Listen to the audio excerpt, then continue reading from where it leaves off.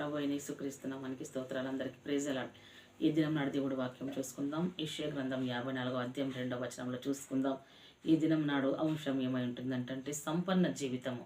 సంపన్న జీవితము అనగానే మనకేం జ్ఞాపకం వస్తుందంటే ఉన్న వారిని జ్ఞాపకం వస్తుంది. కానీ వారి కష్టాలు అనుభవించి, నష్టాలు అనుభవించి, ఆ ఇరుకులు అన్ని ఇబ్బందులు అనుభవించి దేవుడి చేత విడిపించబడి వారు దేవుని చేత ఆశీర్వదించబడిన ప్రజలను సంపన్న స్థితి అంటారు కదా. కాబట్టి ఇక్కడ చూసుకుందాం. మనం 2వ వచనంలో ఏమంటుందంటే, నీ నివాస స్థలం ఏమంటున్నాడు, నీ గుడారపు స్థలములను విశాలపరచము, నీ నివాస స్థలం టెరలు నిరాటంకంగా సాగనిమ్ము, నీ త్రాళ్లను పొడుగు చేయము, నీ మేకులను దిగగొట్టుము అంటున్నాడు. ఇప్పుడు అన్నాడు, ఎవరితో అన్నాడు ఈ మాట? ఇజ్రాయేల్ ప్రజలతో. ఇజ్రాయేల్ ప్రజలు ఐగుప్తు దేశం నుండి విడిపించాడు, పరో చేతి నుంచి విడిపించాడు యెహోవా తండ్రి. వారి ఇబ్బందులలో, ఇరుకుల్లో, కష్టాల్లో, నష్టాల్లో, కొదువలో సమస్తం వారికి తోడై ఉన్నాడు. వారు నడిచిన అన్ని సంవత్సరములు దేవుడు వారిని ఆకలితో ఉండకుండా, దాహంతో ఉండకుండా, వస్త్రాలు పాతగిల్లకుండా వారిని దీవించి ఇప్పుడు అంటున్నాడు, సంపన్న స్థితిలోకి మీరు వచ్చారు కాబట్టి రండి అని ఆశీర్వదించాడు. నీ నివాస స్థలము అప్పుడు ఇరుకుగా ఉంది, అప్పుడు ఏరల మధ్య ఉన్నారు, ఇప్పుడు విశాలపరచుకోండి, నిరాటంకంగా సాగనివ్వండి, మీ తాళ్ళను పొడవు చేయండి, మీ మేకులను దిగగొట్టండి అంటున్నాడు. ఇంకా కొంచెం మంది భక్తులను కూడా మనం అదే విధంగా చూసుకుందాం. 2వ సమూయేలు గ్రంథం 22వ అధ్యాయం 37వ వచనంలో కూడా చూసుకున్నట్లయితే, దావీదు సౌలు చేత, శత్రువుల చేత తరమబడుతున్నప్పుడు యెహోవా వారిని, దావీదుని దర్శించాడు. ఆయన హస్తము తోడుగా ఉంచాడు, ఆయన సన్నిధి కాంతి ప్రకాశింపజేశాడు. ప్రతి ఇరుకులో, ప్రతి ఇబ్బందిలో దావీదుకు తోడై ఉన్నాడు, విడిపించాడు.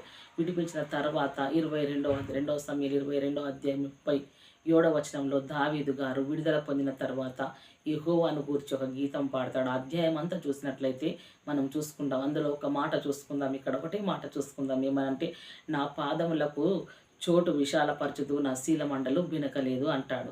ఒకటి వచనం మాత్రమే చూసుకున్నాం. ఎందుకనంటే ఆయన పరిగెత్తిన సమయాలలో ఆయన పాదం మోపుట కూడా స్థలము లేదు.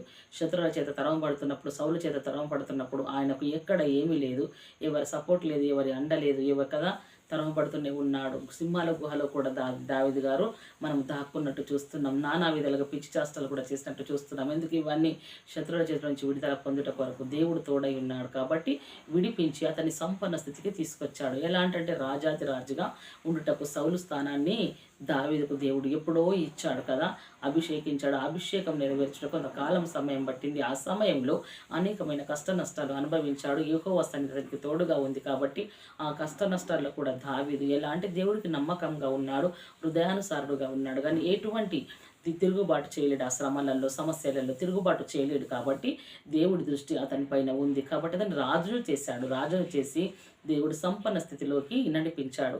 అదే రీతిగా మనం చూసుకున్నట్లయితే ఇక్కడ దేవుడు వాక్యం సెలవిస్తుంది. 1వ రాజులు 4వ అధ్యాయము 29వ వచనంలో చూసుకున్నట్లయితే, ఆ 29 కంటే ముందు ఒక 21వ వచనం చూసుకుందాం. ఏమని? రాజైన సొలొమోను ఇజ్రాయేల్ అందరి మీద రాజాయను కదా. రాజైన సొలొమోను దేవుడు ఇజ్రాయేల్ మీద రాజు చేశాడు. రాజు చేసినప్పుడు ఆయన ఎలానట, యూఫ్రటీస్ నది మొదలుకొని ఐగుప్తు సరిహద్దుల వరకు ఈ మధ్యనున్న రాజ్యములన్నిటి మీదను, ఫిలిస్తీన్ల దేశం అంతటి మీదను సొలొమోను ప్రభుత్వము చేసాను కదా. రాజును చేశాడు దేవుడు. ఎక్కడ నుండి? యూఫ్రటీసు కదా. యూఫ్రటీసు నది మొదలుకొని ఐగుప్తు సరిహద్దుల వరకు ప్రతి ఫిలిస్తీన్ల మీద, ప్రతి వారి మీద అధికారము అతనికి అనుగ్రహించాడు దేవుడు. ఆ సమయంలో ఆ సొలొమోను రాజు పరిపాలిస్తున్నప్పుడు ఆ దేశాలన్నిటిలో నెమ్మది, శాంతి, సమాధానం ఉంది. ఎందుకంటే ఈ బిస్తవ గారికి పుట్టిన కుమారుడు అవమానాల, నిందల చేత కదా. కాబట్టి మనము ఆ జ్ఞాపకం చేసుకునాలి. అక్కడ సంపన్న స్థితిలోకి దేవుడు వెంటనే తీసుకురాలేడు, కానీ కష్టాలను, నష్టాలను అనుభవించిన తర్వాత దేవుడికి నమ్మకంగా ఉన్నప్పుడు తీసుకొచ్చాడు. దావీదు గారిని ఆ సమయంలో దేవుడు అడుగుతాడు, గిబియాల నుండి విషయంలో అలా సాల్మోన్ రాజు సాగుతున్న విషయంలో అప్పుడు దేవుడు దర్శించి అడుగుతాడు. అడిగినప్పుడు అంటాడు సాల్మోన్ రాజు ఏమంటాడంటే, నా తండ్రి నిన్ను ఇష్ట ప్రకారంగా జీవించాడు, నా తండ్రి ఈ సమస్తను జ్ఞాపకం చేసుకున్నావు, నా తండ్రికి తరతరాలుగా సంతానంకు సింహాసనం ఉంటుందన్నావు కదా నువ్వు అని దేవుడు జ్ఞాపకం చేసినప్పుడు నువ్వేమి కోరుకుంటావు అన్నప్పుడు వివేకంగా హృదయం కోరుకుంటే దేవుడు సమస్తమైన సంపదను అనుగ్రహించాడు, జ్ఞానం అనుగ్రహించాడు కదా. అలా కష్టాలు, నష్టాలు అనుభవించిన వారిని దేవుడు సంపన్న స్థితిలోకి అలా తీసుకొచ్చినట్టుగా మనం చూసుకుంటున్నాం ఇక్కడ.